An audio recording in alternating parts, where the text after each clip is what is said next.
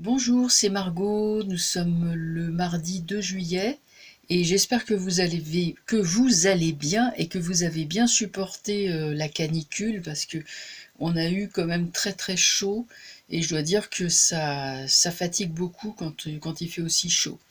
Alors, je reviens et j'ai essayé là pendant toute la journée en fait, enfin, quand j'avais le temps. J'ai essayé de télécharger des logiciels pour faire marcher la webcam. J'ai pas réussi. J'ai le logiciel par défaut, là, ça s'appelle Caméra de Windows 10. Et ça fait une image qui est moche. Et puis surtout, je crois que ma webcam, elle marche pas bien parce que ça fait un ronflement. Bon, je me suis dit, j'ai pas cherché à élucider le truc, là, le mystère. Je reviens donc à mon téléphone portable et j'avais préparé pas mal de sujets. C'est dommage, mais c'est pas grave. On va faire sans la webcam et puis on va faire avec le smartphone qui a l'avantage d'être très facile à utiliser. Donc la première des choses, on va aborder le krach boursier parce que c'est quand même quelque chose qui est dans l'air et on en parle beaucoup. J'entends beaucoup parler de krach boursier qui se prépare. Donc là, je pense que le moment est venu d'interroger les tarots sur ce krach boursier et de voir, est-ce que c'est vraiment dans l'air? Est-ce que c'est imminent? Alors, il y avait la papesse qui était restée dans le carton, là. Alors, je vous la montre. Voilà, donc ça fait bien 22, que je me trompe pas. Bon, ok. Donc, on va les mélanger et on va regarder. Donc, à propos d'un éventuel krach boursier dont on parle beaucoup. Est-ce que c'est une rumeur ou est-ce que ça va prendre forme? Donc, on interroge.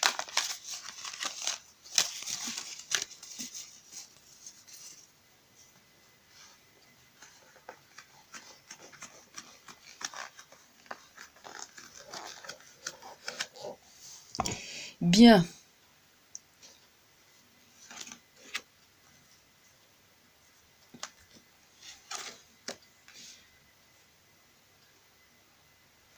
Bon, ça. Un quatrième.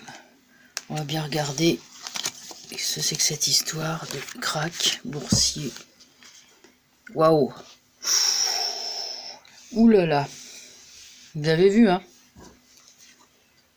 Oh là là, l'ermite, il y a des bêtises, des erreurs qui ont été faites, des erreurs d'appréciation de la part des banques internationales. Oh là là, qu'ils ont très mal anticipé, très mal géré. Manque de sagesse.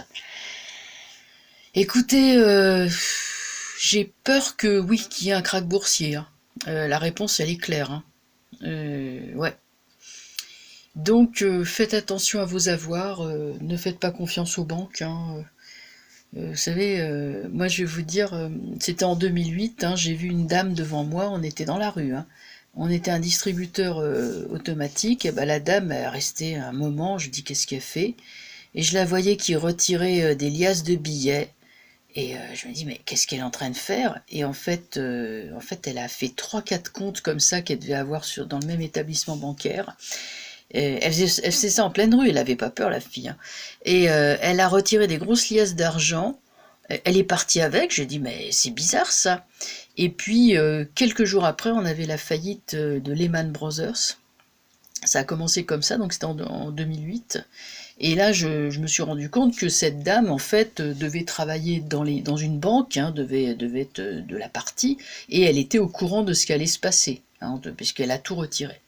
Donc voilà cette anecdote, c'est pour vous dire qu'il faut anticiper et évidemment ne pas faire confiance au blabla lénifiant, endormant et rassurant de la télé qui dit mais tout va très bien, ça, vous savez ça va s'arrêter aux frontières, hein, le krach boursier va juste s'arrêter aux frontières françaises, un genre de truc qu'on a déjà entendu, n'est-ce pas? Donc bon voilà, pour le krach boursier, oui. Là, je crois que c'est quand même sans appel. Hein, Ouais, faites gaffe. Je sais pas si je les recouvre ou pas. Le jeu, il est clair. Hein. Là, le jeu, il est vraiment clair. Après, peut-être je reviendrai dessus un peu plus tard. Mais là, pour ce soir, je vais laisser comme ça. En tout cas, là, on est quand même dans des réponses, on est dans des tirages courts. Et ça me permet de faire la transition et d'aborder le disparu de Nantes. Voilà, il y a un jeune homme, il y a eu une fête techno, là, c'était le jour du 21 juin. Eh bien, la police a chassé une bande de jeunes gens. Ils sont tombés à l'eau dans la Loire. Et puis il y en a un qui a disparu, qui n'a pas été repêché. On ne sait pas où il est. Alors on va regarder ce jeune homme. Qu'est-ce qui lui est arrivé, quoi. Je suis pas très optimiste, hein. Vous savez, la Loire, c'est un fleuve qui est très dangereux. Peut-être à Nantes, il est moins dangereux, mais ça m'étonnerait. Moi, je peux vous dire que je le connais sur son parcours. Personne n'y va, hein. Il y a des bancs de sable, c'est sauvage. C'est beau, mais il ne faut pas s'en approcher. Personne va pêcher dans la Loire, hein. Oui, peut-être un peu par-ci par-là, là où il y a des ponts, mais c'est que des tourbillons, des bancs de sable, mais même des sables mouvants. Alors, on va regarder pour le jeune homme, le jeune disparu. Je pense à ses parents surtout. Bon. On va regarder.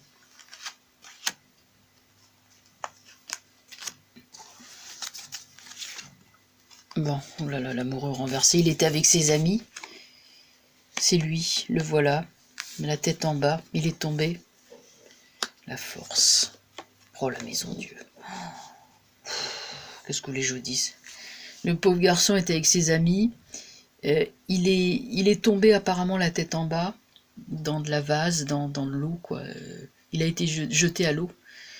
Et puis la force, peut-être, je crois qu'il n'a pas pu se dégager vraiment, mais il a été jeté aussi de force. Hein, il y a eu un abus de pouvoir, quelque chose sur ce jeune. Bon, la maison Dieu, la conclusion, elle est claire, elle est explicite. Hein, je n'aime pas tellement commenter ce genre de choses, vous comprenez. Mais enfin, voilà. Je vous laisse juge, hein, de la situation pour le jeune homme, le jeune disparu de Nantes. Malheureusement, voilà ce qui s'est passé, quoi. Je crois que là, c'est sans appel également. C'est pas réjouissant ce soir, hein. M'excuse, hein, mais la situation est comme ça. On a le temps. Voyons, j'en avais d'autres. Ouais, je vais passer un petit truc. Vous savez, Sarkozy revient. Là, on l'a vu à la télé, là, j'ai regardé à la télé. J'ai vu, là, c'était dimanche soir, sur le journal de France 2, à une heure de grande écoute, Sarkozy venait présenter ses mémoires. Delahousse lui a dit, alors vous revenez en politique, vous voulez revenir? Puis Sarko a dit, non, non, pas du tout, hein. Bon, évidemment. Moi, je crois que si, qu'il a très envie de revenir. Bon, c'est mon sentiment. On n'écrit pas un livre et on ne va pas le présenter au journal télévisé si on a ensuite l'intention d'aller à la pêche. Non, bien sûr qu'il veut revenir, mais ce qui me paraît intéressant, c'est que s'il revient, ça va être vraiment un caillou dans la chaussure de Macron. Parce que il est le seul à être capable quand même de fédérer la droite. Et bon, je dis ça, hein, j'ai aucune opinion particulière vis-à-vis de Sarkozy. Enfin, moi, je veux dire, je suis neutre par rapport à ce personnage. Enfin, j'ai mon opinion sur Sarkozy, bien entendu, mais enfin, le propos n'est pas de dire ce que j'en pense, contrairement à Macron. Donc je regarde les choses vraiment, bon, j'irai froidement, hein. Sarkozy est-il un caillou dans la chaussure de ce cher président Macron? Est-ce qu'il va lui mettre des bâtons dans les roues avec ce retour?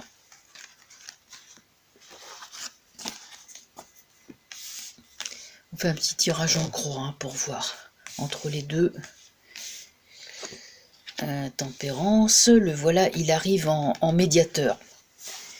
Il va proposer une solution. Le mat est renversé. Ça, c'est Macron. Il sait pas quoi faire. Ouais, justice renversée. Et encore la maison Dieu, c'est dingue, ça fait 3 fois que ça sort. Oh là là.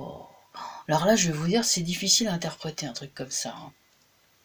Je crois que ça va être... ça va pas faire plaisir du tout à Macron. Et Macron va essayer de le bloquer.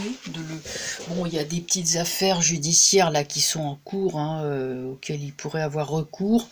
Mais il y aura vraiment une tentative quoi pour décourager Sarkozy de revenir de trop près se mêler, alors que Sarkozy se présente en médiateur, en homme de dialogue, etc., de confiance. Enfin, il présente bien hein, par rapport à lui. Enfin, je dis par rapport à lui, hein. J'ai pas dit qu'il présentait bien, mais enfin il présente bien par rapport à l'autre. Et l'autre, ça va pas lui plaire, hein, parce que là c'est chasse gardée, hein. Donc là, Sarkozy essaye de rentrer sur les plates-bandes de Macron, qui va le prendre comme une menace et qui à mon avis va tout faire pour l'empêcher, hein, parce que la maison Dieu, c'est, je sais pas, je trouve que c'est même assez, je sais pas, il y a une impression de danger hein, dans tout ça, hein. Attendez, qu'est-ce qui sort là sur la maison Dieu quand même? Oh, ah bah dites donc, ah bah c'est pas, waouh, je sais pas, on dirait qu'une guerre des chefs. L'amoureux renversé, ouais, ça fait comme une guerre des chefs. Ça fait une espèce de bataille là qui peut se déclencher entre les deux, hein. Ça va pas se passer comme ça. Si jamais Sarkozy veut revenir, ça va très très mal être pris en face, hein. Donc on risque d'avoir une bagarre, divisée pour régner. Bon, s'ils sont divisés entre eux, c'est